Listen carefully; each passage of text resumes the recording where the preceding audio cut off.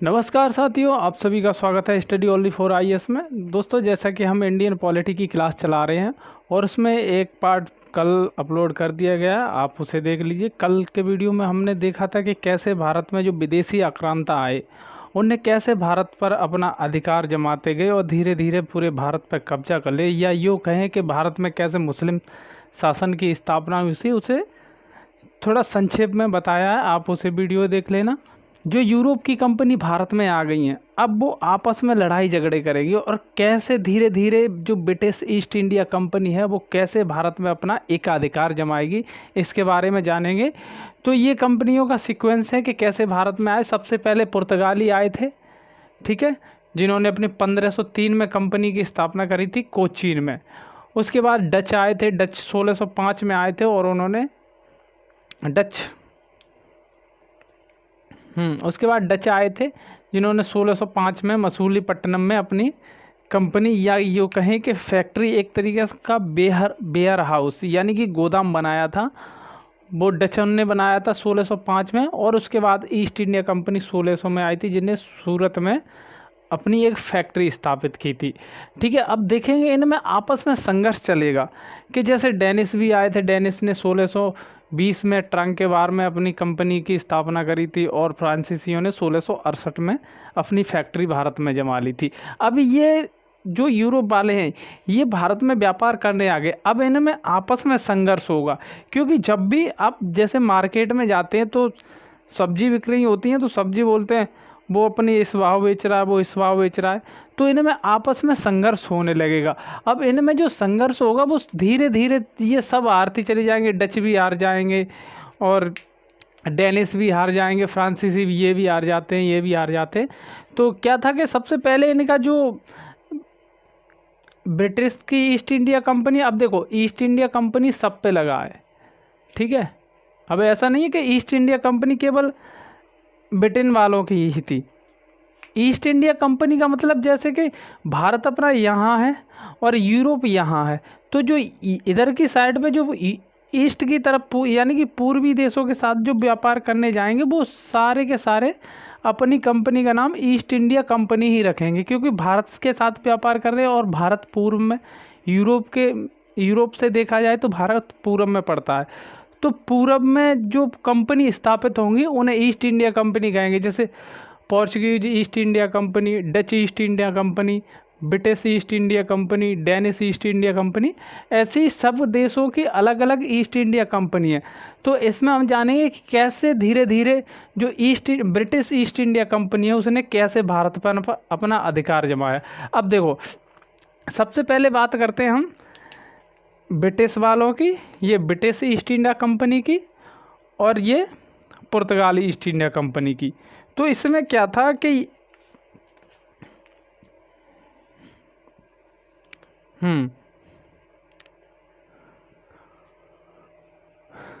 पुर्तगाली east India company और British east India company.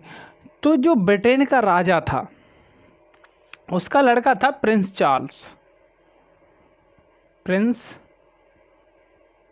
Charles, और ये पुर्तगाल की राजा की लड़की थी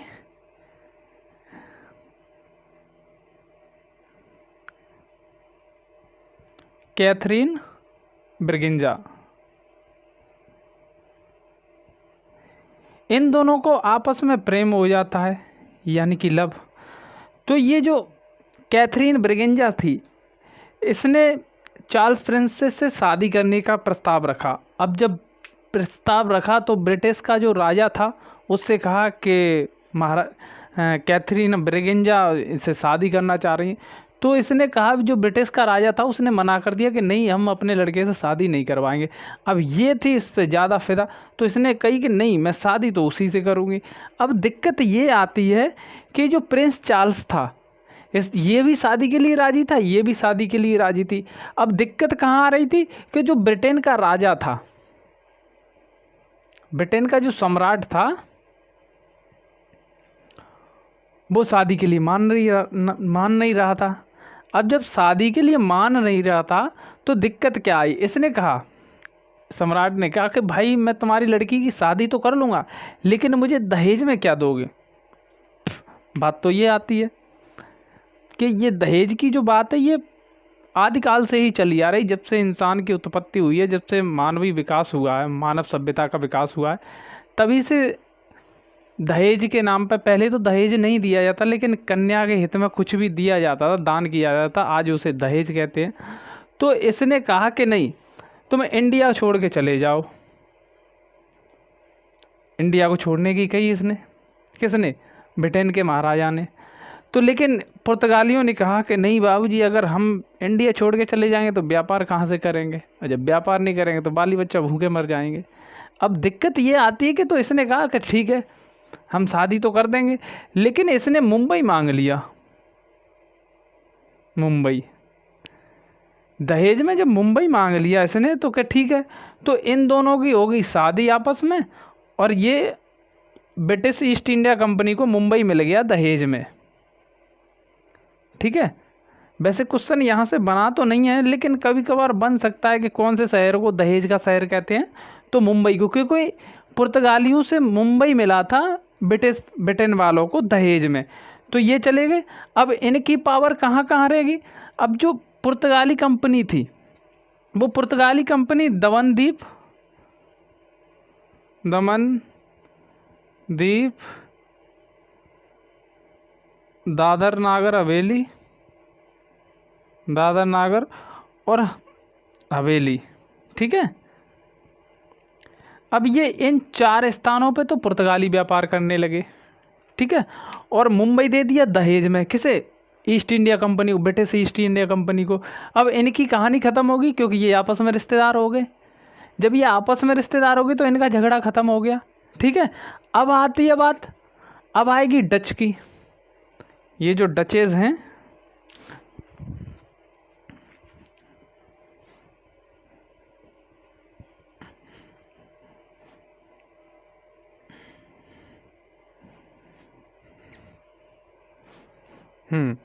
अब देखो, अब ये लड़ाई होगी इन दोनों की, डच ईस्ट इंडिया कंपनी की और ब्रिटिश ईस्ट इंडिया कंपनी की। तो जो डच ईस्ट इंडिया कंपनी और ब्रिटिश ईस्ट इंडिया कंपनी के 1759 में इनके बीच युद्ध होता है। डच ईस्ट इंडिया कंपनी और ब्रिटिश ईस्ट इंडिया कंपनी के बीच में 1759 में युद्ध होता है। तो ये युद्ध कौन सा है? बेडारा का युद्ध, बेडारा युद्ध, ठीक है। जब ये बेडारा का युद्ध होता है तो इसमें क्या, डच हार जाते हैं, डच हार जाते हैं और ये जीत जाते हैं, ईस्ट इंडिया कंपनी जीत जाती है। जब ये ईस्ट इंडिया कंपनी जीत जाती है तो इन्हें तो भगा दिया जाता है कि अब बेटा तुम इंडिया में व्यापार नहीं करोगे, इनसे मना कर दी गई डच वालों से कि अगर अब तुमने इंडिया में व्यापार किया तो भाई तुम्हारी हालत ख़राब कर दी जाएगी। तो इस वजह से इन्हें भगा दिया गया। अब ये गए कहाँ? जब ये एक बेडारा में युद्ध होने के बाद में जब इंडिया तो इन्होंने छोड़ दिया, अब इंडिया से ये निकल के इंडोनेशिया पहुंच गए।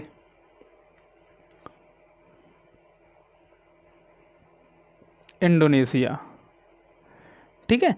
अब ये डचों के लिए तो इंडोनेशिया भेज दिए गए, कहा कि अब तुम जाओ इंडोनेशिया और हम रहेंगे इंडिया में, तुम करो इंडोनेशिया से व्यापार और हम करेंगे इंडिया से व्यापार। तो ये डच चले गए यहाँ से, ठीक है। अब देखो कैसे British east India company powerful होती जा रही धीरे धीरे, क्योंकि ये जिससे भी लड़ाई लड़ रहे हैं वो जीत रहे हैं, क्योंकि उनकी जो स्ट्रेटजी थी, जो युद्ध नीति थी, वो कुछ ज़्यादा ही विकसित थी। ये तरीके से युद्ध लड़ते थे तो ये जीत जाते थे। अब इंडोनेशिया में पहुँच गए कौन? डच पहुँच गए, ठीक है। अब यहाँ 3 कंपनी रह गई, एक तो British east India company, Danish east India company और फ्रांसीसी ईस्ट इंडिया कंपनी। अब ये 3 कंपनी रह गई। इंडोनेशिया में तो डच पहुँच गए, ठीक है, इनकी कहानी ख़त्म होगी। अब इसके बाद आती है लड़ाई फ्रांसीसियों की और ब्रिटिश ईस्ट इंडिया कंपनी की, ठीक है।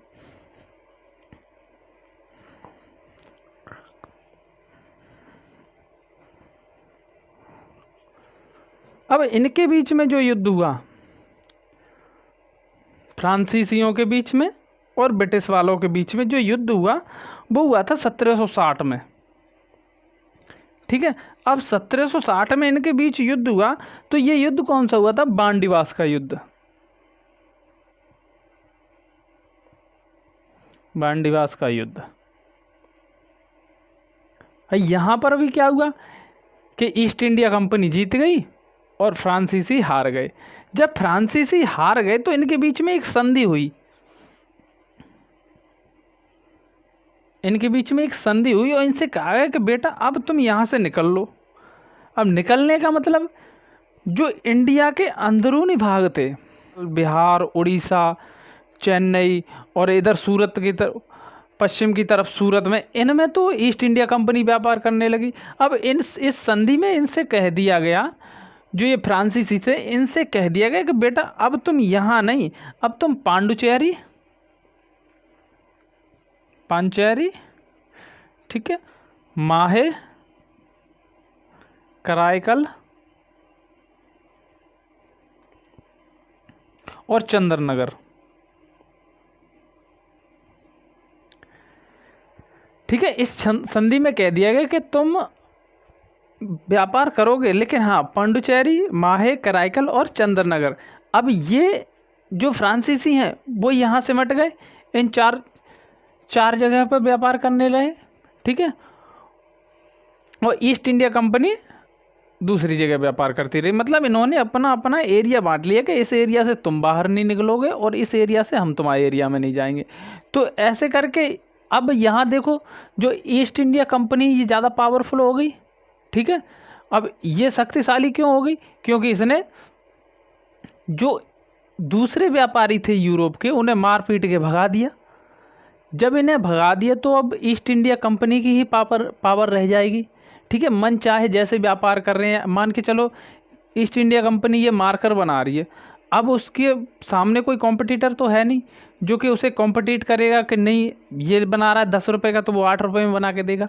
लेकिन दिक्कत क्या आई थी कि जब ये आपस में जब बेच रहे थे बना के, तो हर कोई चाहता है कि मेरा माल ज़्यादा बिके। ऐसे ही इनमें कंपटीशन हो रहा था, तो जिस वजह से ये कंपनी घाटे में चलती जा रही थी। क्योंकि जब सामने वाला अगर अच्छी क्वालिटी की चीज़ कम दाम में देगा तो जाहिर सी बात है कि उसे ही सब लोग खरीदेंगे। तो ऐसे करके इनमें युद्ध की बात छिड़ गई। अब ये इनमें युद्ध होते रहे, और ये डैनिश थे, ये भाई बिना युद्ध के ही चले गए। मतलब वो अलाउद्दीन की एक दोहा है कि एक को मारें दो मर जावें, तीजा खौफ खाए मर जाए। वैसे ही इनकी हालत ख़राब हो गई डैनिश ईस्ट इंडिया कंपनी की। अब ये वैसे ही सरेंडर कर गए, ये चले गए। इन्होंने ज़्यादा अंग्रेज़ों से लड़ाई झगड़ा मोल नहीं लिया और इनका काम हो गया ख़त्म। अब अंग्रेज़ तो पावरफुल हो गए, ठीक है, क्योंकि उनके सामने अब कोई कंपटीटर नहीं है। अब इनका जो ब्रिटिश ईस्ट इंडिया कंपनी है, अब इसकी लड़ाई रह जाएगी केवल भारतीय राजाओं के साथ, ठीक है, क्योंकि यहाँ भारत में फ्रांसीसी भी हैं और पुर्तगाली भी हैं, ठीक है। तो जो भारत के राजा हैं वो आपस में एक तो थे नहीं। अब कंपनी के लोग क्या करते थे, जो कंपनी के गवर्नर थे वो एक राजा से कुछ ऑफर देते थे, कहते तुम हमें सपोर्ट करो और उस राजा पे युद्ध करवाओ, उस पे चढ़ाई करवाओ, उससे जीत लो, हम ये एरिया तुम्हें दे देंगे। जैसे जो राजा हार गया उसका एरिया जो अंग्रेज़ों को सपोर्ट करता था उन राजाओं को उस एरिया को दे दिया जाता था। तो वहाँ से वो लोग वहाँ से टैक्स वसूलते थे और अंग्रेज़ों को भी देते थे। अब आती है यहाँ से फिर होती है बक्सर की लड़ाई।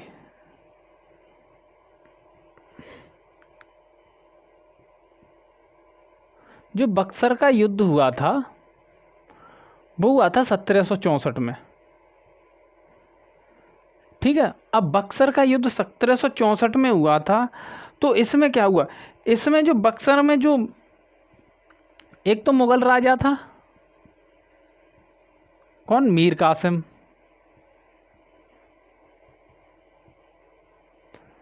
कासिम था, और एक बंगाल का नवाब था।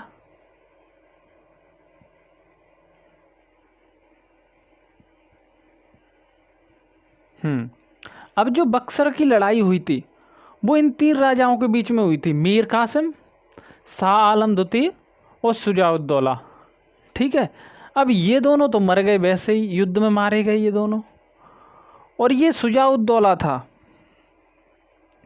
ठीक है, ये भी हार गया, क्योंकि ये तीनों राजा हार गए थे, 2 मारे गए थे। अब जब 2 राजा मारे गए तो फिर इनने एक संधि करी इलाहाबाद की संधि। जब अंग्रेजों के बीच में बक्सर का युद्ध, जब बक्सर का युद्ध हुआ अंग्रेजों के बीच, ब्रिटिश ईस्ट इंडिया कंपनी और मीर कासिम, शाह आलम द्वितीय, शुजाउद्दौला के बीच में बक्सर का युद्ध हुआ। इसमें जो युद्ध के बाद में जो 1765 में जो संधि हुई, इलाहाबाद की संधि 1765 में, जब इलाहाबाद की संधि हुई तो अंग्रेजों को बंगाल के दीवानी अधिकार मिल गए।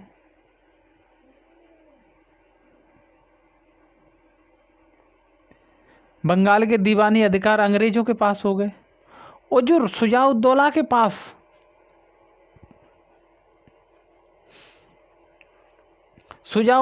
पास केवल निजामत रह गई। निजामत मतलब जैसे कि अंग्रेजों ने तो रेवेन्यू के मामले जितने थे, टैक्स कलेक्ट करना, कहीं से भी कर उगाई करना, ये जो आमदनी के सोर्स है वो तो अंग्रेजों के पास चले गए। और जो निजामत थी, यानी कि जो भी राज्य में प्रशासन कैसे चलाना है, न्याय कैसे करना है, जो भी एडमिनिस्ट्रेटिव काम थे वो राजा के पास रह गए, यानी कि शुजाउद्दौला के पास रह गए। अब पैसा की उगाई तो अंग्रेज कर रहे हैं, बाद बाकी काम देखते रहो तुम्हें, क्योंकि अंग्रेजों का मेन मोटिव क्या था? भारत से व्यापार करना, पूर्वी देशों से व्यापार करना और पैसा कमाना, यही उनका मेन मोटिव था। तो वो अपने मोटिव में कामयाब हो गए। ठीक है। और ये जो युद्ध हुआ था, इसमें कौन था गवर्नर? कौन था इसमें? क्लाइव था, क्लाइव, रॉबर्ट क्लाइव, जो कि अपनी कूटनीतियों के कारण बेहद फेमस था। ये जैसी भी पॉलिसी बनाता था सब में जीत हासिल करता था। तो ये हो गया, इलाहाबाद की संधि होगी, जिसके कारण बंगाल के जो दीवानी अधिकार थे वो कंपनी के पास पहुंच गए। अब यहाँ से शुरू होता है जो हमारा इंडियन पॉलिटी का मेन स्ट्रक्चर। ये तो ऐतिहासिक बैकग्राउंड है कि कैसे भारत में धीरे धीरे अंग्रेजों ने अपनी पकड़ मजबूत की, उसका ये ऐतिहासिक पृष्ठभूमि रहेगी, यानी कि हिस्टोरिकल बैकग्राउंड था। अब शुरू होगा यहाँ से जो कंपनी ने जो रूल बनाना शुरू किए, कंपनी को रेगुलेट करने के लिए जो ब्रिटेन की पार्लियामेंट ने रूल बनाना शुरू किए, वो 1773 से है। अब हम इसे दो भागों में पढ़ेंगे। पहला तो पढ़ते हैं हम कंपनी का शासन, कंपनी का शासन, और दूसरा पढ़ते हैं हम क्राउन रूल, क्राउन्स रूल। ये दो भागों में क्यों पढ़ते हैं? क्योंकि देखो, ये जो 1773 से 1858 तक है वो चलता है कंपनी का शासन, यानी कि 1773 से 1858 तक कंपनी शासन करती है भारत में। और उसके बाद यहाँ बीच में जब 1857 में जो क्रांति हो जाती है भारत में, ठीक है, 1857 में जब क्रांति हो जाती तो फिर जो ब्रिटेन का सम्राट था उसने डायरेक्ट शासन अपने हाथों में ले लिया। अब ये 1858 से 1947 तक डायरेक्ट ब्रिटेन की पार्लियामेंट, यानी कि ब्रिटेन का राजा भारत में शासन करेगा, यानी कि जो भी रूल और रेगुलेशन होंगे वो ब्रिटेन का राजा बनाएगा, यानी कि ब्रिटेन की पार्लियामेंट बनाएगी। अब ये जो क्रांति हो जाती है, यहीं से भारत में 1858 का एक एक्ट आता है, 1858 का एक्ट आता है, ठीक है, जिसे भारत को अच्छा बनाने वाला एक्ट,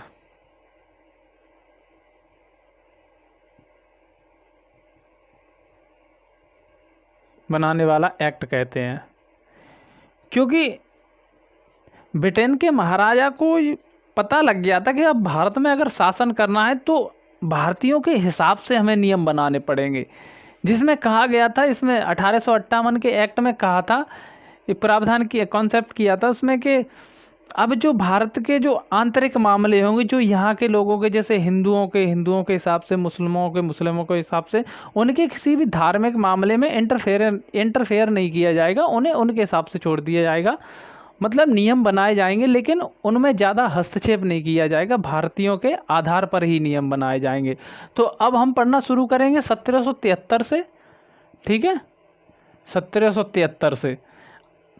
ये 1773 में जो रेगुलेटिंग एक्ट बन के आया था 1773 का, उसमें क्या था, दरअसल बात ये थी कि 1771-72 में, शायद 1770 की बात है, बंगाल में एक अकाल पड़ा था, सूखा पड़ गई थी, जिसके कारण, सूखा पड़ने के कारण वहाँ पे खेती अच्छी नहीं हुई।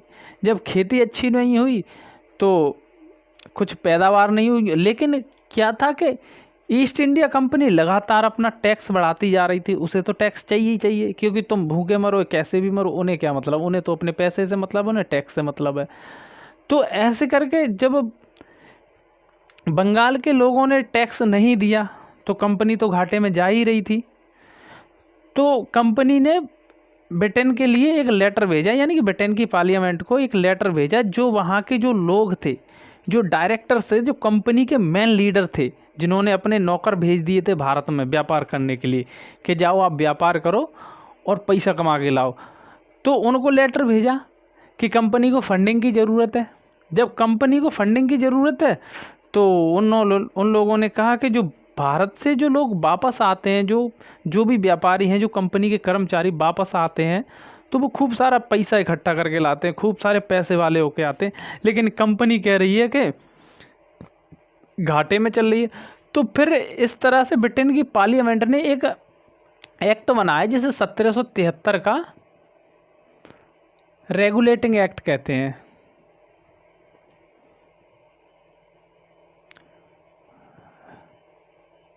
रेगुलेटिंग अधिनियम, ठीक है। अब ये अधिनियम बनाया ही इसलिए था क्योंकि कंपनी को रेगुलेट किया जाए, नाम से ही दिख रहा है। तो ये पहला रेगुलेटिंग एक्ट था जो कंपनी को रेगुलेट करने के लिए बनाया गया था, कंपनी को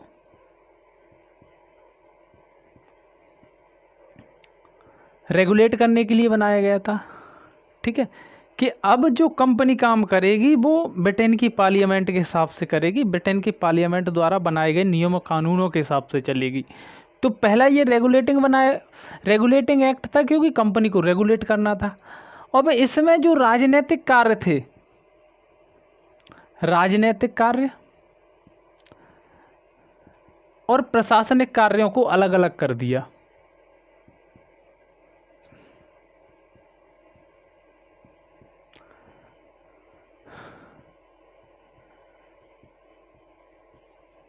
कार्यों को पृथक कर दिया, यानी कि अब जो राजनीतिक कार्य हैं और प्रशासनिक कार्य हैं उन्हें दोनों को अलग अलग कर दिया। और इसी के तहत एक कोर्ट ऑफ डायरेक्टर बनाया था, कोर्ट ऑफ डायरेक्टर बनाया था कि अब जो कोर्ट ऑफ डायरेक्टर है यानी कि सीओडी है, ये सीओडी अब कंपनी के लिए नियम बनाएगा और कंपनी पर कंट्रोल रखेगा। अब कंट्रोल रखेगा तो इसे सारे के सारे जितना भी डेटा है, जैसा भी कार्य चल रहा है भारत में, उसकी सारे की जानकारी इसे देनी होगी। अब इसमें क्या कहा गया, इससे ही जो गवर्नर जनरल, पहले क्या था, बंगाल का गवर्नर हुआ करता था, जो बंगाल का गवर्नर हुआ करता था उसे गवर्नर जनरल ऑफ बंगाल बना दिया, गवर्नर जनरल ऑफ बंगाल। मतलब कि इसमें कुछ ज़्यादा अंतर नहीं है, चीज़ वही है, ब्रांडिंग चेंज कर दी। जैसे कुछ अपडेट करते तो कुछ उसमें अपडेट भी तो होना चाहिए, कुछ चेंज तो दिखना चाहिए। तो कहा कि अब बंगाल का जो गवर्नर होगा उसे गवर्नर जनरल कहेंगे, ठीक है। और जो बंगाल पहले प्रेसिडेंसी 3 थी, एक तो बॉम्बे प्रेसिडेंसी थी, बॉम्बे, मद्रास और बंगाल, ये 3 प्रेसिडेंसी काम कर रही थी, ठीक है। ये जो 3 प्रेसिडेंसी थी, अब इस कानून में क्या कर दिया गया, जो रेगुलेटिंग एक्ट था 1773 का, उसमें कह दिया गया कि अब से जो बंगाल का गवर्नर जनरल होगा वो इन दोनों पे कंट्रोल रखेगा, ठीक है। या यूँ कहें कि बंगाल का गवर्नर जनरल के अधीन बॉम्बे और मद्रास की प्रेसिडेंसी कर दी, बंगाल के गवर्नर जनरल के अधीन, ठीक है। ये कर दिया गया। और इसी कानून के तहत 1773 के रेगुलेटिंग एक्ट से ही 1774 में कलकत्ता में सुप्रीम कोर्ट की स्थापना हुई।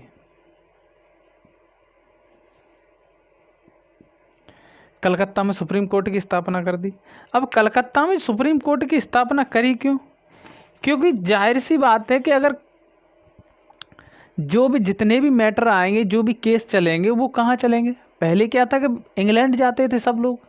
जो यहाँ पे गवर्नर जनरल पर केस हुआ या कोई भी कैसा भी, या तो सिविल मैटर हुआ या कैसा भी मैटर हुआ, तो east India company east India company transfer कर देती थी इंग्लैंड के लिए कि जाओ वहाँ सुनवाई होगी। लेकिन अब क्या हुआ, 1774 में कलकत्ता में एक सुप्रीम कोर्ट बना दिया गया। ठीक है, कलकत्ता में सुप्रीम कोर्ट बना दिया गया।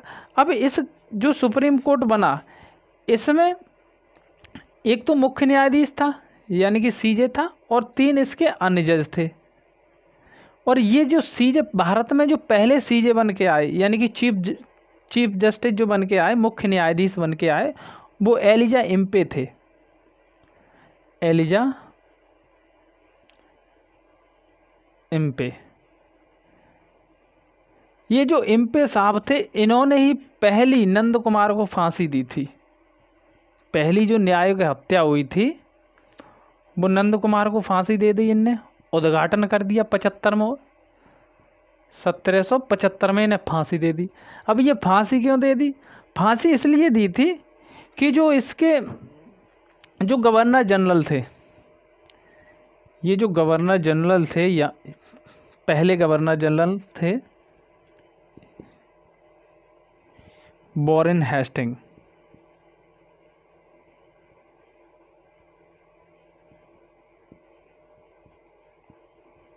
वॉरेन हेस्टिंग, ये वॉरेन हेस्टिंग जो गवर्नर थे, गवर्नर जनरल थे, इनने क्या हुआ था कि इनने 1 लाख रुपए की रिश्वत मांगी थी।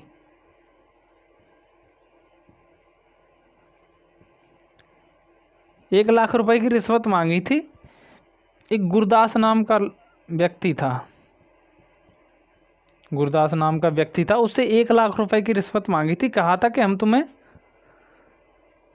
बंगाल का दीवान बना देंगे। बंगाल का दीवान, दीवान कौन? वही दीवान जो जिस दीवानी में रेवेन्यू संबंधित मामले आते हैं, टैक्स कलेक्शन होता है। तो इसने कहा, वॉरेन हेस्टिंग ने, कि 1 लाख रुपए हमें दे दो, हम तुम्हें बंगाल का दीवान बना देंगे। अब जब ये रेगुलेटिंग एक्ट आया था तो इसमें स्पष्ट कह दिया गया था कि जो कंपनी के कर्मचारी हैं वो ना तो रिश्वत ले सकते हैं,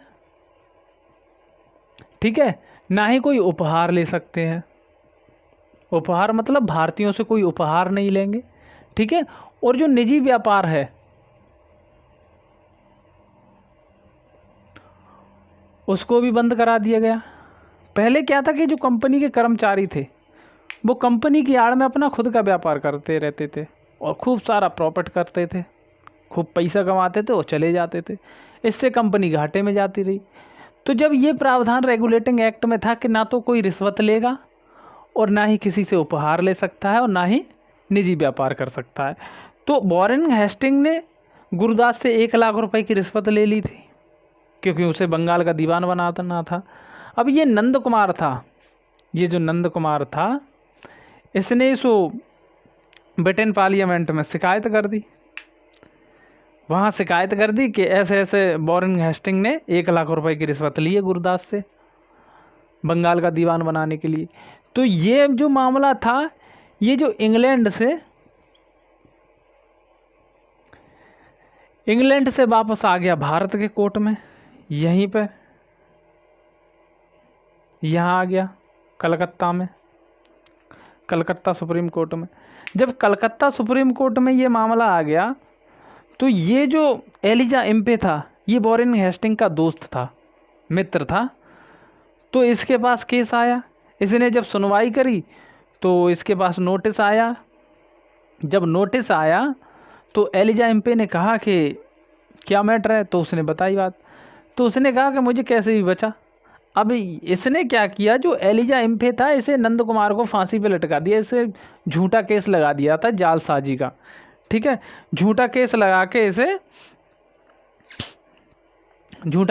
इसे फांसी पे टांग दिया, 1775 में फांसी पे लटका दिया इसे। जब ये फांसी पे लटका दिया तो काम ख़त्म, ना रया बांस ना बजी बांसुरी। अब क्या है, अब जो कंपनी के जो कर्मचारी थे उन पर रिश्वत लेना और निजी व्यापार करना, उपहार लेना, ये सब तो बंद ही कर दिया गया था। और इसमें जो ये कोर्ट ऑफ डायरेक्टर्स बनाए गए थे, ये कंपनी पे पूरी निगरानी रखते थे, यानी कि ये गवर्निंग बॉडी थी, कंपनी को गवर्न करती थी, संचालित करती थी, और जो कुछ भी देख रेख थी उसकी होती थी कोर्ट ऑफ डायरेक्टर की। अब जो हाँ, अब ये जो गवर्नर जनरल है इसे लॉ बनाने की पावर थी, लॉ मेकिंग पावर इसे मिल गई थी। लेकिन ये लॉ बनाने के बाद में जो सीओडी है, कोर्ट ऑफ डायरेक्टर्स, जब तक ये इसे पास नहीं कर देंगे तब तक ये लॉ लागू नहीं हो सकता। यानी कि यूँ कहें कि लागू करने के लिए सीओडी की परमिशन ज़रूरी है, ठीक है। जब परमिशन ज़रूरी है तो तभी कोई नियम लागू होगा। जब ये कहानी हो गई कि गवर्नर जनरल कानून तो बना सकता है लेकिन उसे लागू कौन करेगा, सीओडी। जब तक सीओडी परमिशन नहीं देगी तब तक ये लागू नहीं हो सकता था। अब इसमें क्या हुआ था कि जितने भी बंगाल में जो राजनीतिक या नागरिक या फिर सैन्य जितने भी मामले थे, इन सब मामलों की रिपोर्ट ब्रिटेन पार्लियामेंट को करनी होती थी। जो सीओडी था वो ये सब चीज़ देखेगी। अब इसकी जो देख रेख है वो ब्रिटेन पार्लियामेंट को इसकी सारी रिपोर्ट जाएगी, ठीक है। अब इसके बाद आएगा 1781 का संशोधन एक्ट।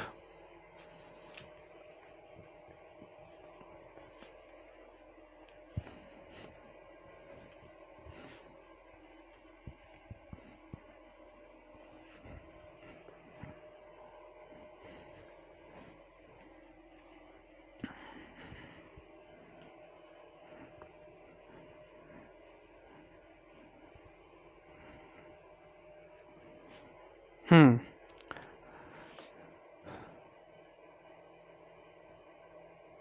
1781 का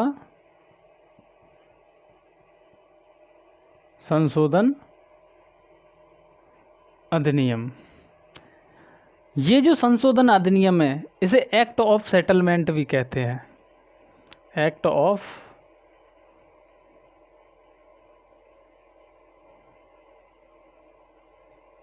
सेटलमेंट कहते हैं, ठीक है। या फिर इसे बंदोबस्त कानून,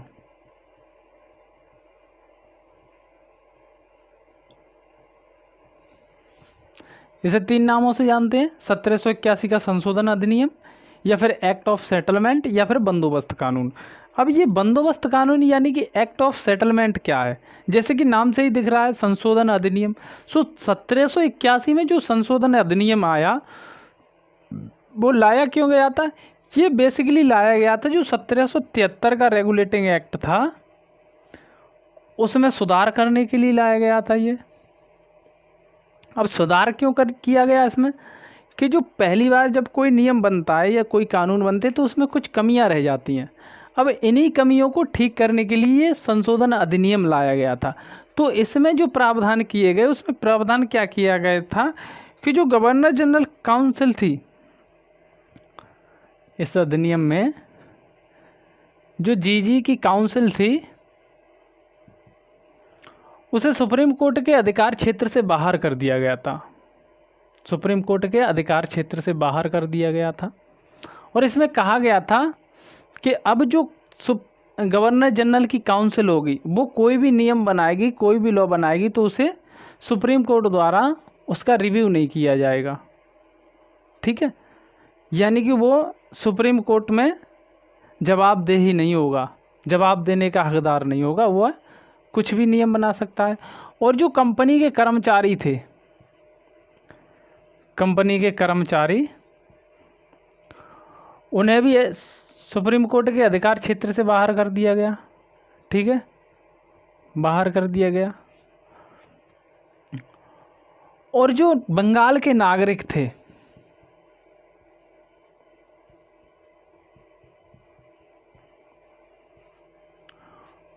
वो तो सुप्रीम कोर्ट के अधीन रहे ही,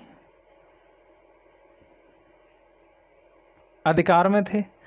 अब ये सुप्रीम कोर्ट के अधिकार में थे तो लेकिन इनके लिए ये प्रावधान कर दिया गया था कि जो हिंदू थे उन्हें तो हिंदू लॉ के हिसाब से,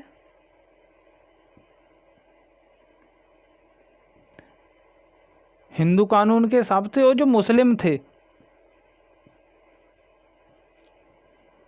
उनको मुस्लिम कानून के हिसाब से, मुस्लिम पर्सनल लॉ के हिसाब से उनके मामलों की सुनवाई की जाएगी। यानी कि अगर कोई भी हिंदू से संबंधित कोई भी केस है तो एक हिंदू धर्म का जानकार व्यक्ति होगा, उसमें बैठेगा और वो बताएगा कि हाँ ये ठीक है, ये धर्म संगत है, धर्म के विरुद्ध नहीं है, तो उस हिसाब से निर्णय दिया जाएगा। और अगर कोई मुस्लिम केस जाता है सुप्रीम कोर्ट में तो मुस्लिम पर्सनल लॉ के हिसाब से उसकी सुनवाई की जाएगी। और इसमें कहा गया था जो जितने भी राजस्व संबंधित मामले थे, ठीक है, पहले क्या था कि सुप्रीम कोर्ट उसका रिव्यू कर सकता था, लेकिन अब सुप्रीम कोर्ट उसका रिव्यू नहीं करेगा। उसकी जो अपील होगी, जो क्षेत्रीय न्यायालय में जो जितनी भी अपीलें होंगी, क्षेत्रीय न्यायालय की जो अपीलें होगी वो अब सुप्रीम कोर्ट में नहीं की जाएगी, अब वो गवर्नर जनरल की काउंसिल के यहाँ की जाएगी। ठीक है, तो ये पावर और दे दी गई संशोधन अधिनियम के तहत 1781 के। अब क्या है, जो भी जितनी भी अपीलें होगी, जो प्रांतीय न्यायालय होंगे, उनकी अपील गवर्नर जनरल की काउंसिल में की जाएगी, न कि सुप्रीम कोर्ट में। ठीक है, ये हो गया। और इसमें एक जो कंसेप्ट था इसमें और कुछ तो नहीं रह गया, हाँ बस ठीक है, इतना ही था। अब जो 1781 का जो संशोधन अधिनियम है उसमें कुछ ज़्यादा नहीं, बस इतना ही है। यानी कि 1773 को एक्ट में सुधार करने के लिए लाया गया था। इसे एक्ट ऑफ सेटलमेंट कहते हैं या बंदोबस्त कानून कहते हैं। गवर्नर जनरल की जो काउंसिल थी वो सुप्रीम कोर्ट के अधिकार क्षेत्र से बाहर कर दिया, और जो कंपनी के कर्मचारी थे उसे भी बाहर कर दिया गया। यानी कि कंपनी के कर्मचारियों पर भी अगर उनके प्रति कोई भी शिकायत की जाएगी तो गवर्नर जनरल की काउंसिल में की जाएगी, ना कि सुप्रीम कोर्ट में। ठीक है, और जो बंगाल के नागरिक थे उनको तो अधिकार क्षेत्र में, यानी कि सुप्रीम कोर्ट के अधिकार क्षेत्र में रखा गया। ठीक है, और जो हिंदू थे उनको तो हिंदू पर्सनल लॉ के हिसाब से उनके केस की सुनवाई होगी, और जो मुस्लिम थे उनको मुस्लिम पर्सनल लॉ के हिसाब से उनकी सुनवाई की जाएगी। और जो क्षेत्रीय न्यायालय की जो अपील थी वो सुप्रीम कोर्ट में नहीं की जाएगी इस कानून के तहत, बल्कि गवर्नर जनरल की काउंसिल में की जाएगी। ठीक है, अब इसके बाद में आएगा Pitt's India act, act of 1784।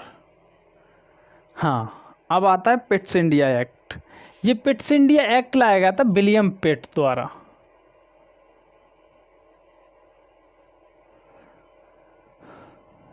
William पिट्स द्वारा।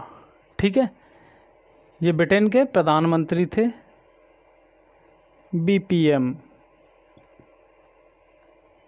यानी कि ब्रिटेन के प्रधानमंत्री थे। जब ब्रिटेन के प्रधानमंत्री थे तो इनने ये एक्ट लाया गया। इसमें जो प्रावधान थे उसमें क्या कहा गया कि जो उसमें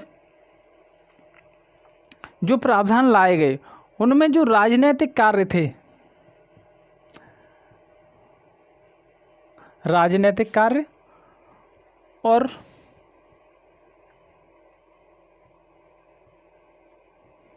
वाणिज्यिक कार्यों को दोनों को अलग अलग कर दिया, यानी कि पृथक कर दिया।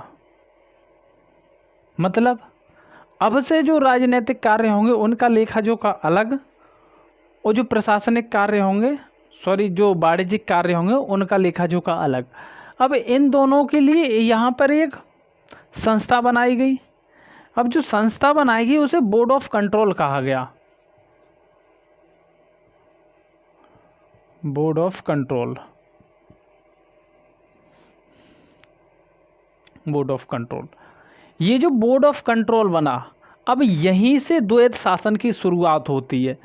तो अगर प्रश्न पूछा जाए कि भारत में द्वैत शासन की शुरुआत कहाँ से होती है, तो द्वैत शासन की शुरुआत होती है पिट्स इंडिया एक्ट से, क्योंकि इससे पहले 1773 में बन गया था।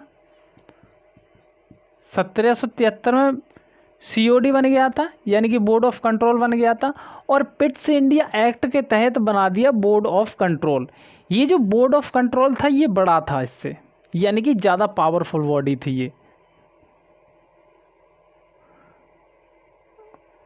पावरफुल बॉडी थी। ये पावरफुल बॉडी क्यों थी? क्योंकि इसके पास ये अधिकार था कि ये राजनीतिक, सैन्य, नागरिक या फिर वाणिज्यिक तीनों कार्यों की रिपोर्ट मांग सकती थी और इसे पावर था।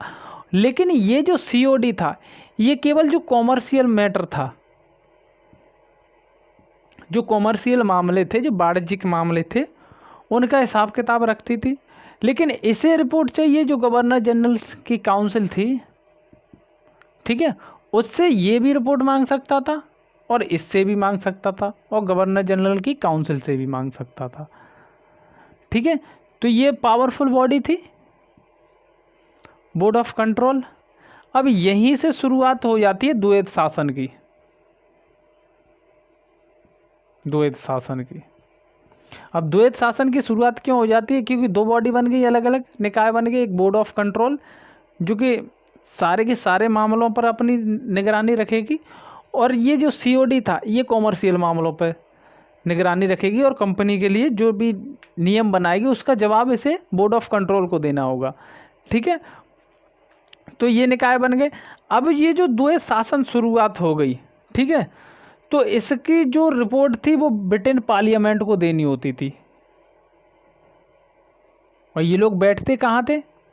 ब्रिटेन की संसद में बैठते थे, ब्रिटेन पार्लियामेंट में बैठते थे।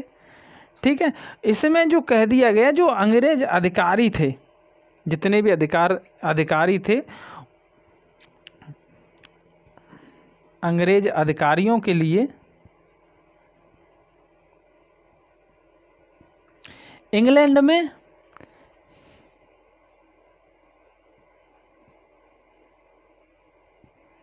एक कोर्ट बनाया गया।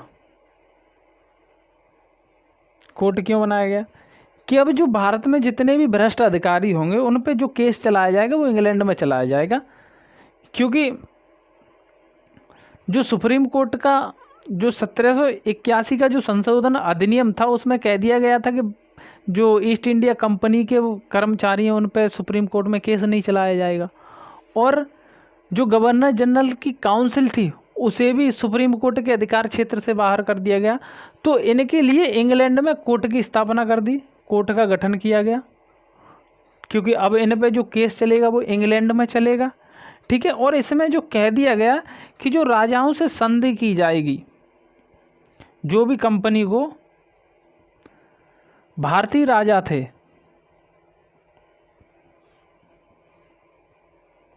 राजाओं से अगर कोई संधि करनी होगी, संधि के लिए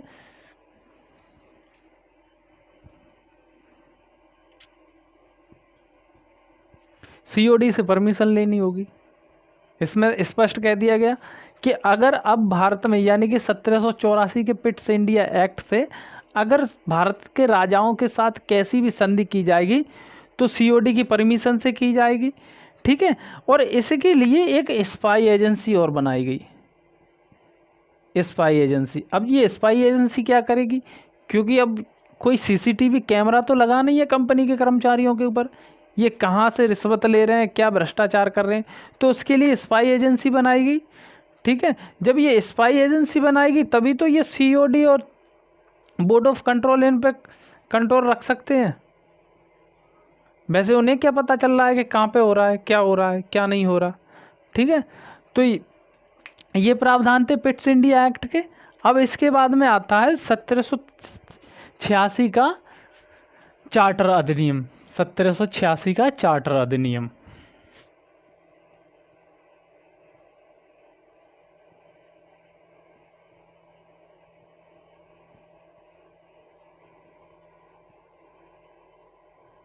सत्रह सौ छियासी का चार्टर अधिनियम।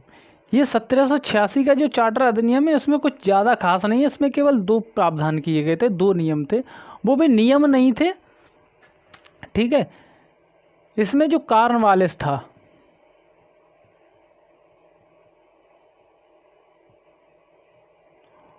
उसे कंपनी का गवर्नर जनरल बना के भेजा गया था। कॉर्नवालिस को गवर्नर जनरल बना के भेजा गया था ईस्ट इंडिया कंपनी में। ये जो कॉर्नवालिस था,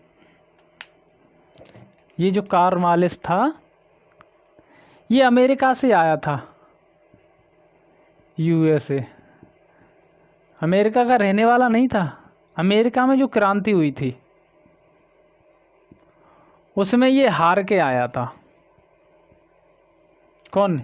ये हार के आया था, सिलेंडर करके आया था, ब्रिटेन भाग गया था। ये जब ये ब्रिटेन भाग गया था, ये 50-60 साल का आदमी था, एक्सपीरियंस था इसे शासन चलाने का। तो इससे कहा, ये बहुत दिन ठलुआ बैठा रहा वहाँ पे, फालतू में बैठा रहा, बिना नौकरी के बेरोजगार बना रहा। तो इससे ब्रिटेन की पार्लियामेंट ने कहा, ब्रिटेन के राजा ने कहा कि भाई तुम इंडिया चले जाओ। इसने कहा इंडिया क्यों चले जाएं, कि अपनी कंपनी इंडिया में काम कर रही तो वहाँ पे देख रेख करो। अब वहाँ पे से अमेरिका से तो तुम मार खा के चले आए, अब इंडिया चले जाओ, थोड़ा बहुत पैसा भी कमा लोगे। तो ये जब इंडिया आया तो इसने 2 शर्तें रखी। इसने कहा कि मैं इंडिया तो चला जाऊँगा लेकिन मेरी 2 शर्तें हैं। उसने कहा क्या शर्तें हैं? कि पहली शर्त तो मुझे विशेष मामलों में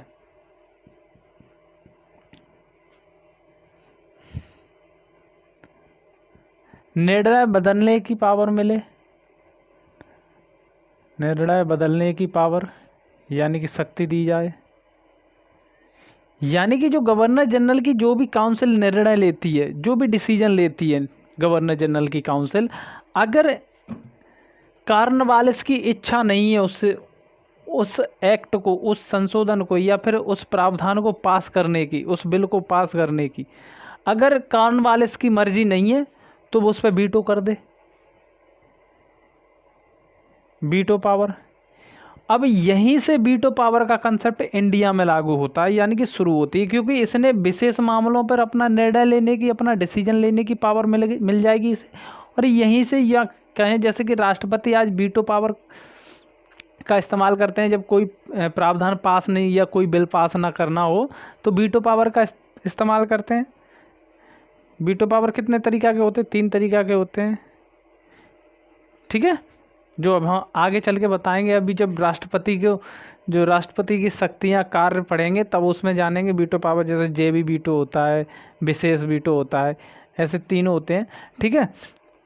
और दूसरा क्या था, इसने कहा था कि मुझे एक तो ये पावर मिलेगी विशेष निर्णय को बदलने की शक्ति,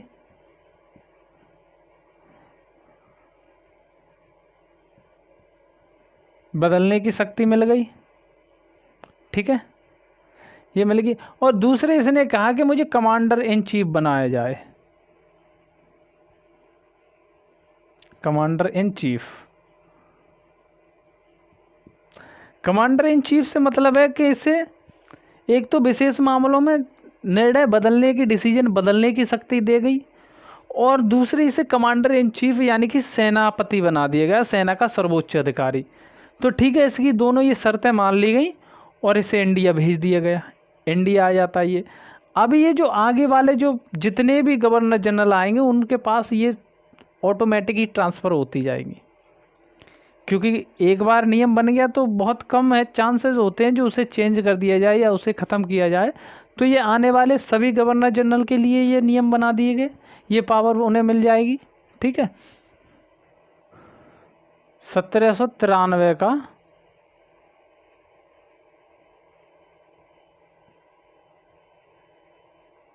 चार्टर अधिनियम। अब ये जो 17 का चार्टर अधिनियम था, इसमें क्या प्रावधान किए थे? इसमें वही प्रावधान जो मैंने अभी बताया, भविष्य के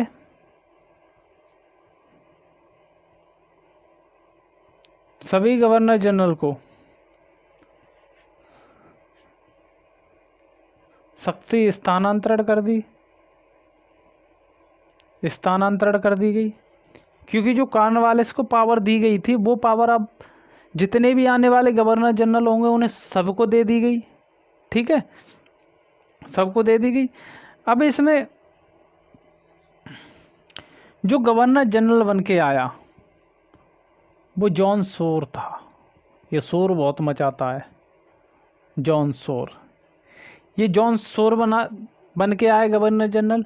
इसने काम बहुत अच्छे अच्छे किए। इसने जो भारत में जो भी शक्ति संतुलन थी, शक्ति संतुलन का काम किया। इसने व्यापार में सुधार किया, व्यापार में इसने अच्छा खासा सुधार किया था। ठीक है, और इसमें जो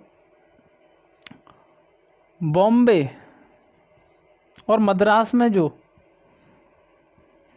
पहले पावर नहीं थी, बॉम्बे और मद्रास को पावर ख़त्म कर दी गई थी, क्योंकि गवर्नर जनरल ऑफ बंगाल के अधीन कर दिया गया था इन्हें। ठीक है, तो वहाँ इन्हें कुछ मामलों में पावर थी, लेकिन यहाँ पर पूर्ण नियंत्रण कर दिया गया। नियंत्रण यानी कि फुल कंट्रोल कर दिया, फुल कंट्रोल कर लिया बॉम्बे और मद्रास प्रेसिडेंसी पे। बंगाल के गवर्नर जनरल का फुल कंट्रोल हो गया। अब यहाँ पे जो बंगाल, वो मद्रास के और बॉम्बे के जो भी गवर्नर होंगे, वो जो भी नियम बनाएंगे उनके लिए बंगाल का जो गवर्नर जनरल है उसकी बिना मर्जी के कोई नियम नहीं बना सकते थे।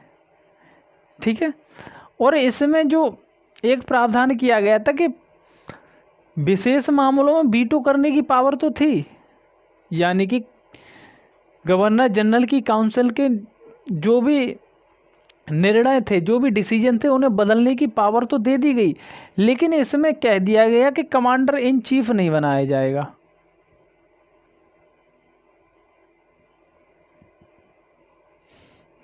शॉर्ट में ही लिखे दे रहा हूँ, commander in chief. Commander in chief क्यों नहीं बनाया जाएगा? जब तक नहीं बनाया जाएगा जब तक उसे नियुक्त ना कर दिया गया हो, नियुक्त ना किया हो। ठीक है, पहले क्या था 1786 में कि जैसे ही वो गवर्नर जनरल बन के आया वो कमांडर इन चीफ भी बन गया, लेकिन इसमें कह दिया गया कि कमांडर इन चीफ जब ही बनाया जाएगा जब उसे कमांडर इन चीफ नियुक्त किया जाएगा, तभी वो कमांडर इन चीफ होगा, अदरवाइज वह नहीं होगा। ठीक है, इसमें जो 20 साल के लिए कंपनी का, ईस्ट इंडिया कंपनी का 20 साल के लिए, 20 वर्षों के लिए एकाधिकार बढ़ा दिया। 20 वर्षों के लिए एकाधिकार कंपनी का बढ़ा दिया गया। और जो कंपनी कर्मचारी थे कंपनी के, इसमें कहा गया जो कंपनी के कर्मचारी थे, कंपनी के कर्मचारी, उनको जो वेतन दिया जाएगा, वेतन वो अब भारतीय राजस्व से दिया जाएगा। मतलब पहले क्या था कि कंपनी के लोग इंडिया में कंपनी की नौकरी कर रहे हैं, कंपनी में इंडिया में कंपनी की नौकरी कर रहे हैं कंपनी में, और लेकिन उन्हें जो वेतन दिया जाता था वो ब्रिटेन की पार्लियामेंट द्वारा, यानी कि ब्रिटेन के राजस्व से दिया जाता था।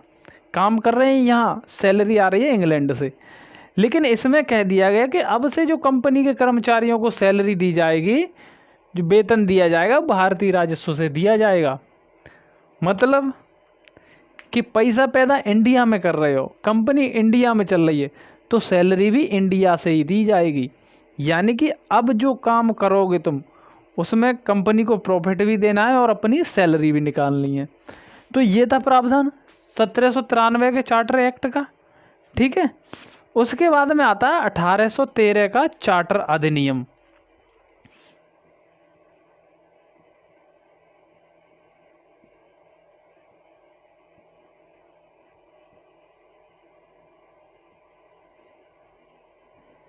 का चार्टर अधिनियम, इसमें जो प्रावधान किए गए थे, इसमें कहा गया था कि जो कंपनी का एकाधिकार है,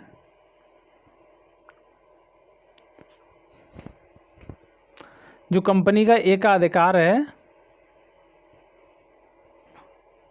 अधिकार अब समाप्त कर दिया गया। यानी कि अब से भारत में जो भी यूरोप की कंपनी है, जो इंग्लैंड के और भी व्यापारी हैं, और भी कंपनी है, वो भारत में व्यापार कर सकती हैं। अब ईस्ट इंडिया कंपनी का एकाधिकार कर दिया ख़त्म। लेकिन ये पूरी तरह से नहीं किया, इसमें भी जो ईस्ट इंडिया कंपनी थी वो चाय का व्यापार और चीन के साथ व्यापार, इस पे तो अभी भी कंपनी की मोनोपोली है, अभी भी यहाँ मोनोपोली जा रही है इन दो पे, यानी कि चाय का व्यापार और चीन का व्यापार। यूरोप से और भी कंपनी आ सकती हैं, ईस्ट इंडिया कंपनी, इंग्लैंड की और भी कंपनी भारत में व्यापार के लिए आ सकती हैं, लेकिन वो चाय का व्यापार और चीन के साथ व्यापार नहीं करेंगी, और मसाले के व्यापार खूब सारे कहीं से भी करें, कोई दिक्कत नहीं है। तो ये चीन के साथ व्यापार अभी कंपनी का एकाधिकार ही रहा। और इसमें कहा गया कि जो ब्रिटिश की जो भी ईस्ट इंडिया कंपनी का शासन भारत में जिन जिन क्षेत्रों पर चल रहा था, उसे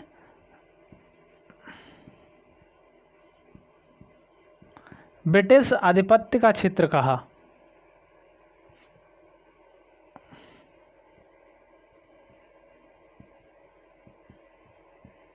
ब्रिटिश आधिपत्य का क्षेत्र कहा जाने लगा 1813 के चार्टर अधिनियम द्वारा। ठीक है, इसमें भारत में ईसाई जो मिशनरी थे,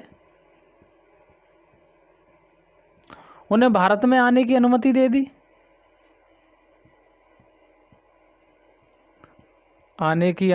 दी, मतलब अब भारत में जाओ, घूमो फिरो, ईसाई धर्म का प्रचार करो और लोगों का धर्म परिवर्तन कराओ, ईसाई बनवाओ। ठीक है, ईसाई मिशनरियों को भारत आने की परमिशन दे दी। और इसी 1813 के चार्टर अधिनियम से जो पश्चिमी शिक्षा थी, पश्चिमी शिक्षा का प्रचार किया जाने लगा। यानी कि भारत में अंग्रेजी पढ़ाओ, लोगों को अंग्रेजी के प्रति जागरूक करो, क्योंकि ईस्ट इंडिया कंपनी अगर भारत में व्यापार करती है तो उसके लिए उनकी भाषा समझने के लिए भी लोग चाहिए। और यहाँ के जो भारतीय लोग हैं, जो लोकल लोग हैं, जो स्थानीय लोग हैं, वो जो ईस्ट इंडिया कंपनी से कैसे बात करेंगे, उन्हें इनकी बात समझ में आनी चाहिए, इन्हें उनकी बात समझ में आनी चाहिए, तभी तो सही तरीक़ा से व्यापार होगा। अब इसलिए पश्चिमी शिक्षा का प्रचार किया जाने लगा। ठीक है, और इसमें जो व्यापारी थे,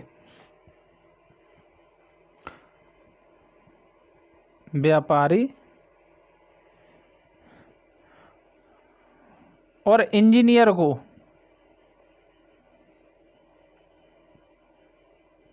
व्यापारी और इंजीनियरों को भारत में आने की परमिशन दे दी गई कि अब जाओ, आप भारत में रह सकते हो, बस सकते हो, घूमो फिरो, कुछ भी करो। भारत आने की परमिशन दे दी और भारत में बसने की यानी कि रहने की भी अनुमति दे दी गई इसमें। अब यहाँ पर जो सबसे बढ़िया काम क्या हुआ था, वो न्यायिक सुधार हुआ था। न्यायिक सुधार। तो सवाल आता है कि किस अधिनियम के तहत या किस अधिनियम को न्यायिक सुधारों का अधिनियम माना जाता है? तो 1813 का जो चार्टर अधिनियम था उसे न्यायिक सुधारों का अधिनियम माना जाता है। इसमें न्यायिक सुधार अच्छे किए गए। और इसमें क्या किया गया था, इसमें जो स्थानीय लोग थे,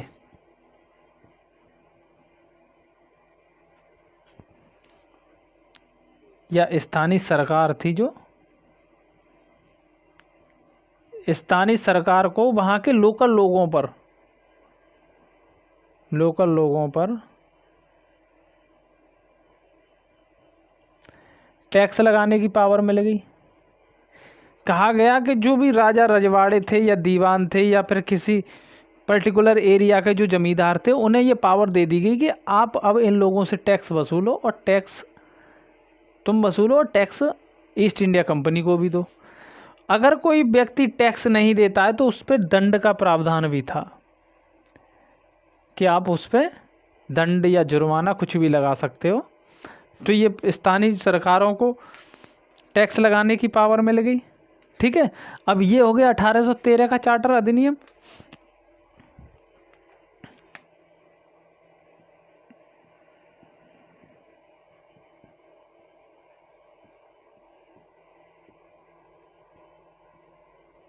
का चार्टर अधिनियम। अब इसमें जो क्या हुआ था, इसमें जो ईस्ट इंडिया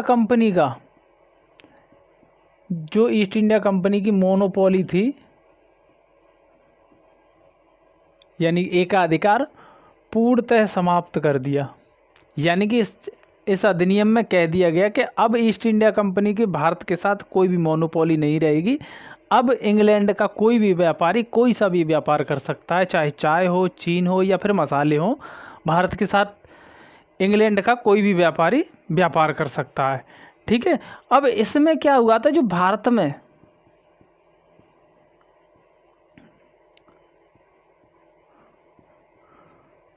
ब्रिटिश संप्रभुता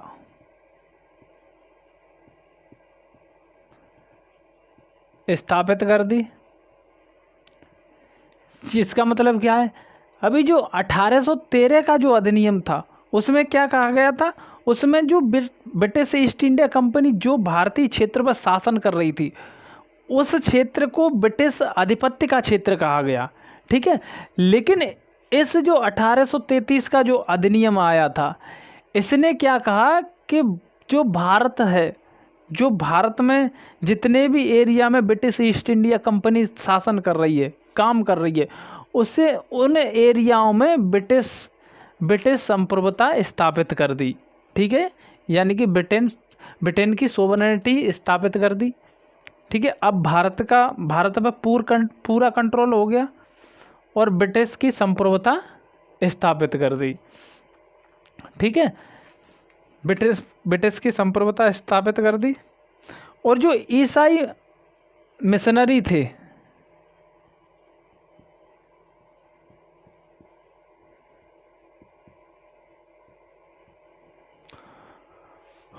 उन्हें भारत में खूब सारा प्रचार करने की परमिशन मिल गई। पूरी तरह से प्रचार करो भारत में खूब अच्छे से। 1833 में पूरी तरह से ईसाई मिशनरियों को भारत में प्रचार करने की अनुमति मिल गई। नहीं, ये नहीं है।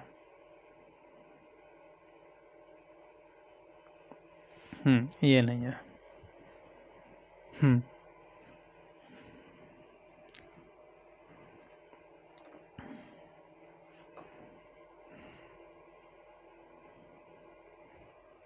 इसमें क्या कहा था, जो भारतीय प्रदेश हैं,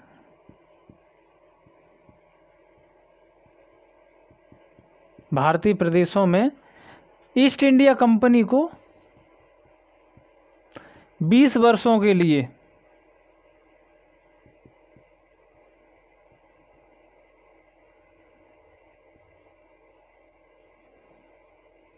राजस्व वसूलने का एक अधिकार मिल गया। मतलब 1833 के चार्टर अधिनियम में जो ईस्ट इंडिया कंपनी जो भारतीय प्रदेशों पर जितनी भी एरिया पर जितने क्षेत्रों पर शासन कर रही थी, वहाँ से 20 वर्षों के लिए राजस्व वसूलने का और एक अधिकार मिल गया। यानी कि कहा गया कि अब ईस्ट इंडिया कंपनी 20 वर्षों तक, यानी कि 1833 में यह आया, 1853 तक जो भारतीय क्षेत्र हैं वहाँ से ईस्ट इंडिया कंपनी राजस्व, यानी कि जितना भी रेवेन्यू जनरेट होगा उसकी वसूली कौन करेगी, ईस्ट इंडिया कंपनी। यानी कि 1853 तक उसका एकाधिकार बढ़ा दिया गया। अब यहीं से भारत में जो केंद्रीकरण की शुरुआत होती है,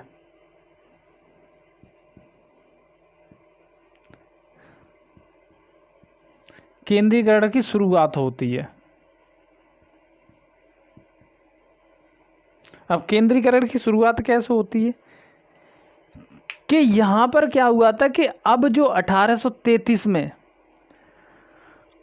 1773 में मद्रास और बॉम्बे को बंगाल के अधीन कर दिया गया था, ठीक है। और उसमें जो 1781 का जो संशोधन अधिनियम आया था, उसमें बंगाल के गवर्नर जनरल को और थोड़ा पावरफुल कर दिया, ठीक है। अब यहाँ पर 1833 में केंद्रीकरण की शुरुआत कर दी, यानी कि पूरी तरह से जो मद्रास और बॉम्बे ये दोनों प्रेसिडेंसी हैं, उनको पूरी तरह से कंट्रोल करने का प्रयास किया गया। यानी कि केंद्रीकरण का शुरुआत कह सकते हैं, शुरुआत या फिर प्रयास, यानी कि 1833 में केंद्रीकरण की शुरुआत करने का प्रयास किया गया या केंद्रीकरण का प्रयास किया गया, ठीक है।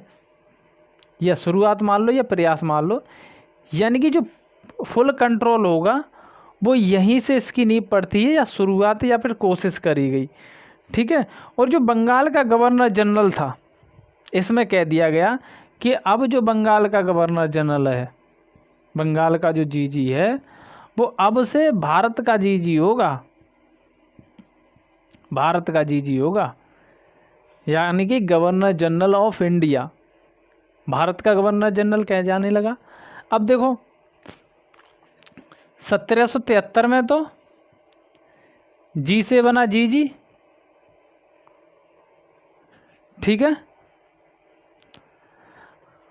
और 1833 में जीजी से बना जीजी, जीजीआई, गवर्नर जनरल ऑफ इंडिया, ठीक है। अब जो बनेगा, जो 58 में आएगा, 1858 में आएगा, वो होगा वायसराय, वायसराय होगा। ये अभी जानेंगे हम, ये बता दे रहा हूँ, ये फैक्ट याद रखना कि 1773 में गवर्नर से गवर्नर जनरल बनता है और 1833 में जीजी से जीजीआई बनता है, यानी गवर्नर जनरल ऑफ इंडिया, और 1858 में बनता है वायसराय ऑफ इंडिया, ठीक है। ये होता है। और इसमें क्या कहेगा, जो जितने भी जो मिलिट्री से संबंधित मामले थे और जो सिविल मामले थे, उनको जीजीआई के अंदर कर दिया, जीजीआई के अंदर नहीं कर दिया, जीजीआई के अधिकार क्षेत्र में कर दिया गया। यानी कि जितने भी सिविल मैटर होंगे या फिर सेना के मामले होंगे, वो गवर्नर जनरल ऑफ इंडिया सुनेगा, ठीक है। और यहीं से क्या कहा गया, यानी कि 1833 से जो पहले के नियम बनाए गए थे, जो पहले जो लॉ बनाए गए थे, उन्हें तो नियामक कहा गया, ठीक है। और जो इसके बाद में जो बनाए जाएंगे, अब जो नियम बनाए जाएंगे, उन्हें एक्ट या अधिनियम कहा जाएगा, ठीक है। तो प्रश्न ये आ जाता है कि 1833 से पहले बनाए गए नियमों को क्या कहा जाने लगा 1833 के चार्टर अधिनियम के द्वारा। और जो 1833 का चार्टर अधिनियम था, उसके बाद के जो भी नियम बनाए जाएंगे उन्हें एक्ट कहा गया, ठीक है। तो ये हो गया। अब इसमें और क्या है, इसमें जो इसमें जो ये जो केंद्रीकरण की शुरुआत हुई थी ना, या फिर यूँ कहें कि ये प्रयास या शुरुआत, तो यहाँ जो बॉम्बे और जो मद्रास प्रेसिडेंसी थी, उनको शक्तियों से वंचित कर दिया गया, उनके पास कोई भी पावर नहीं रही, ठीक है। इसीलिए कहते हैं कि केंद्रीकरण की शुरुआत कौन से थे, 1833 के चार्टर अधिनियम से केंद्रीकरण की शुरुआत होती है। क्योंकि जो बॉम्बे और मद्रास हैं इनकी पावर सारी की सारी जब्त कर ली गई। कह दिया गया कि अब से बेटा तुम कोई नियम नहीं बनाओगे, अब जो नियम बनाएंगे वो हम बनाएंगे, यानी कि गवर्नर जनरल ऑफ इंडिया। ठीक है, गवर्नर जनरल ऑफ इंडिया। अब ये जो गवर्नर जनरल ऑफ इंडिया बना, ये कौन बना? ये बना था विलियम बेंटिक। William Bentinck.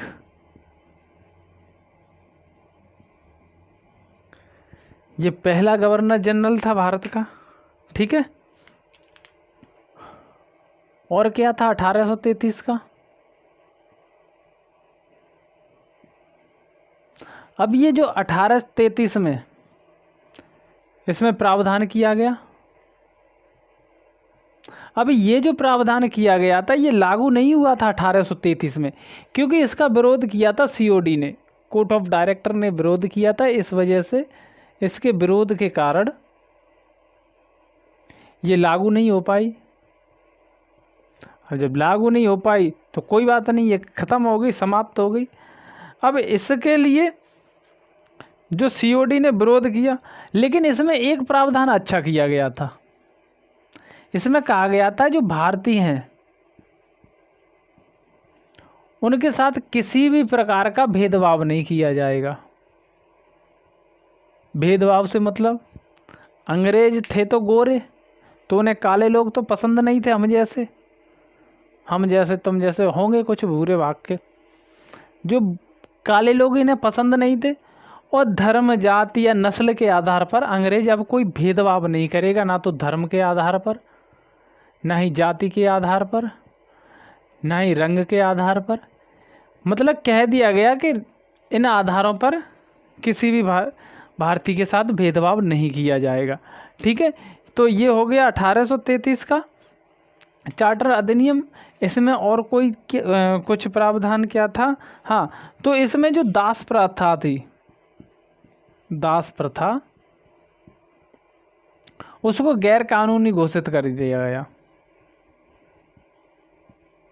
गैर कानूनी बता दिया गया कि अब जो दास प्रथा है वो गैर कानूनी है, अब से कोई दास नहीं रखेगा, किसी पे गुलामी नहीं करवाएगा। जबकि अंग्रेज खुद ही गुलामी करा रहे हैं, ठीक है, लेकिन दूसरों को पाठ पढ़ा रहे हैं।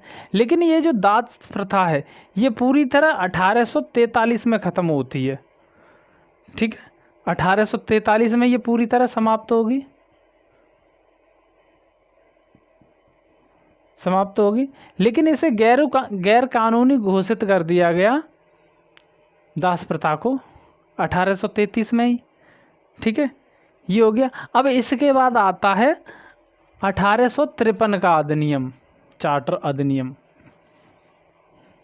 ये जो 1853 का चार्टर अधिनियम था ये कंपनी के लिए आखिरी अधिनियम था।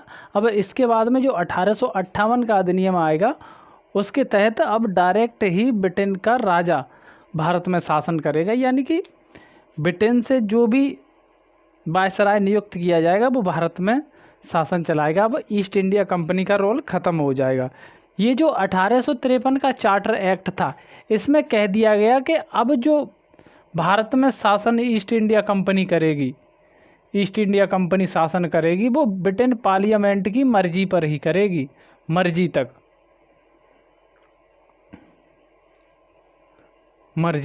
इसका मतलब क्या हुआ कि अब कोई फिक्स टेन्योर नहीं दिया गया ईस्ट इंडिया कंपनी को कि अब 20 साल के लिए और आप शासन कर सकते हो या 50 साल के लिए। अब ये जब भी चाहे तब ब्रिटेन का राजा अपने हाथों में भारत की बागडोर ले सकता है और ईस्ट इंडिया कंपनी को कर देगा फ्री। ठीक है, ये इसमें ये प्रावधान किया गया। और इसमें जो कोर्ट ऑफ डायरेक्टर में जो सदस्यों की संख्या 24 थी उन्हें 24 को घटाकर 18 कर दिया गया। और इन 18 में जो 6 सदस्य होंगे उसे ब्रिटेन का सम्राट द्वारा नियुक्त किए जाएंगे। ठीक है, ब्रिटेन के सम्राट द्वारा नियुक्त किए जाएंगे, लेकिन इन्हें कोई संरक्षण प्राप्त नहीं है। संरक्षण का मतलब ये फिक्स नहीं है कि ये अपना कार्यकाल पूरा ही करेंगे।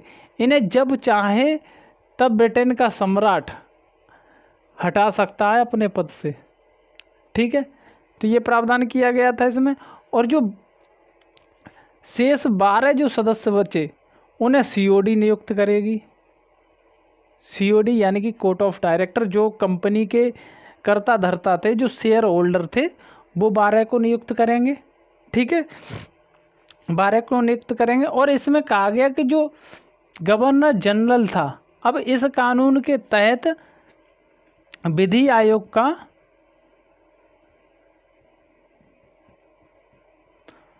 पूर्ण सदस्य होगा।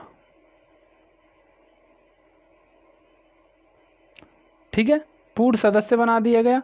और इसी 1853 में आईसीएस को परमिशन मिल जाती है, यानी कि आईसीएस की परीक्षा के लिए अब भारतीय भी अप्लाई कर सकते हैं। भारतीय भी अप्लाई करेंगे, भारतीय भी अप्लाई कर सकते हैं।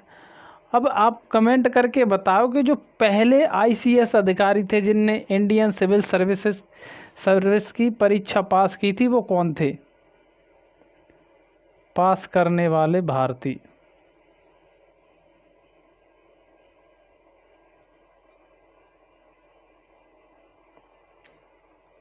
आप कमेंट करके बताओ कि कौन थे आईसीएस पास करने वाले पहले भारतीय। ठीक है, और इसमें क्या कहा गया कि जो बंगाल का लेफ्टिनेंट होगा, बंगाल का लेफ्टिनेंट होगा, लेफ्टिनेंट, जो बंगाल का लेफ्टिनेंट होगा वो गवर्नर बना दिया गया। पहले गवर्नर जनरल ही सब कुछ था, लेकिन अब जो सेना का जो लेफ्टिनेंट था वो बंगाल का गवर्नर बना दिया गया, बंगाल का गवर्नर बना दिया। ठीक है, बंगाल का गवर्नर बना दिया। और जो गवर्नर जनरल था वो तो भारत का गवर्नर जनरल बन ही गया था। ठीक है, और इसमें जो खुली प्रतियोगिता ये हुई थी, इसके लिए एक मैकाले ने विधि आयोग, विधि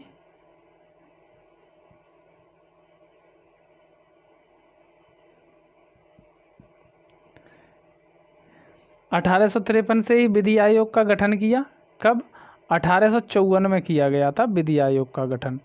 1854 में, 1854 में जब विधि आयोग का गठन किया गया तो उसका अध्यक्ष कौन था?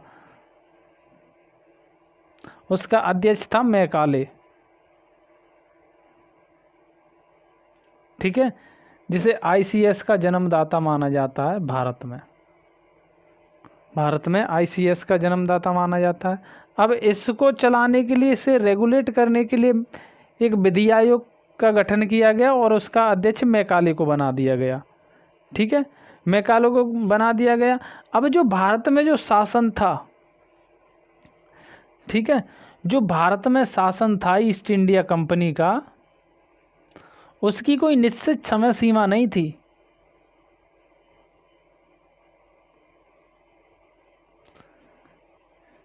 समय सीमा नहीं थी, मतलब इससे स्पष्ट हुआ कि अब भारत से कभी भी ईस्ट इंडिया का शासन कभी भी ख़त्म हो सकता है भारत से।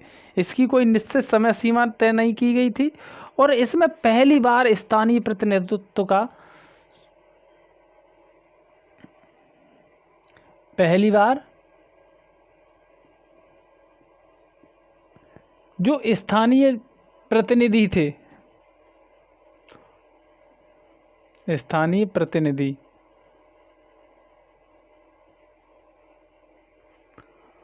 उनको सदस्यता दी गई, उन्हें शामिल किया गया। ईस्ट इंडिया कंपनी की जो विधायी समिति थी,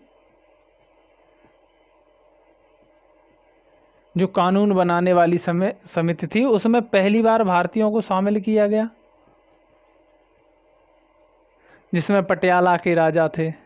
ठीक है, इन्हें शामिल किया गया। जो स्थानीय राजा थे उन्हें शामिल किया गया, लेकिन वो सवाल जवाब तो कर सकते हैं, प्रश्न पूछ सकते हैं, लेकिन उनको वोट करने की पावर नहीं थी। चर्चा कर सकते हैं, केवल उन पर वोट वगैरह नहीं कर सकते थे, जिससे कुछ उस पर प्रभाव पड़े। अब जो लॉर्ड डलहौजी था, यहाँ पर जो लॉर्ड डलहौजी था, ये अंग्रेज़ों का गवर्नर था लॉर्ड डलहौजी, ठीक है, जिसने हड़प नीति चलाई थी, हड़प नीति, जिसे डॉक्ट्रिन ऑफ इक्लिप्स कहते हैं अंग्रेजी में, या व्यपगत सिद्धांत, व्यपगत सिद्धांत का जन्मदाता माना जाता है इसे, जन्मदाता किसे, लॉर्ड डलहौजी को व्यपगत सिद्धांत का जन्मदाता माना जाता है। अब यहीं से जो भारत में जो परिषद पार्षद की जो आज विधान परिषद है, जो केंद्रीय विधान परिषद, वो इसी एक्ट के तहत शुरुआत मानी जाती है। जो विधान परिषद था, जो विधान परिषद है, उसे यहीं से शुरुआत मानी जाती है। और 1853 में जब ये आज का विधान परिषद है, इससे पहले पार्षद कहा जाता था, पार्षद के नाम से जानते थे, ठीक है, पार्षद के नाम से। अब ये भारत में जो केंद्रीकरण, जो केंद्रीय विधान परिषद की शुरुआत होती है, वो इसी 1853 के चार्टर अधिनियम से होती है। अब इसके बाद में आएगा 1858 का भारत शासन अधिनियम, जो कि 1857 की क्रांति के बाद में, जब अंग्रेज़ों को लगा कि अब भारत में शासन करना बड़ा मुश्किल हो जाएगा, तो जो ब्रिटेन का महाराजा था, जो ब्रिटेन की पार्लियामेंट थी, उसने कहा कि अब ईस्ट इंडिया कंपनी के बस की बात नहीं है कि भारत में शासन कर ले। तो तब 1858 से जो ब्रिटेन पार्लियामेंट है, जो ब्रिटेन का सम्राट है, ब्रिटेन क्राउन के हाथों में डायरेक्ट शासन चला जाता है, ठीक है। और अब जो 1858 का जो अधिनियम है, उसे कल की क्लास में हम देखेंगे। तो वीडियो आपको कैसा लगा कमेंट करके ज़रूर बताएं। और अगर आप वीडियो यहाँ तक देख ही चुके हैं तो चैनल को सब्सक्राइब ज़रूर कर लें, क्योंकि ऐसी ही वीडियो मैं डेली अपलोड करता रहूँगा, जिससे कि आपकी तैयारी में थोड़ा बहुत इजाफा या फ़ायदा, थोड़ा बहुत क्या, बहुत ही इंडियन पॉलिटी में जितने भी सवाल बनते हैं वो इस क्लास से कवर हो जाएंगे, ये गारंटी है। इस क्लास से कोई भी प्रश्न बाहर नहीं जाएगा। जो भी इंडियन पॉलिटी और भारतीय संविधान से जो आएगा वो इन क्लासों से कवर हो जाएगा। तो अगर वीडियो अच्छा लगा हो तो लाइक करें, और कैसा लगा कमेंट करके ज़रूर बताएं। अगर आपका कोई सुझाव है तो ज़रूर दें, जिससे कि हम वीडियो में थोड़ा बहुत इम्प्रूव कर सकें, ठीक है। तो अब कल की क्लास में मिलेंगे, तब तक के लिए नमस्कार।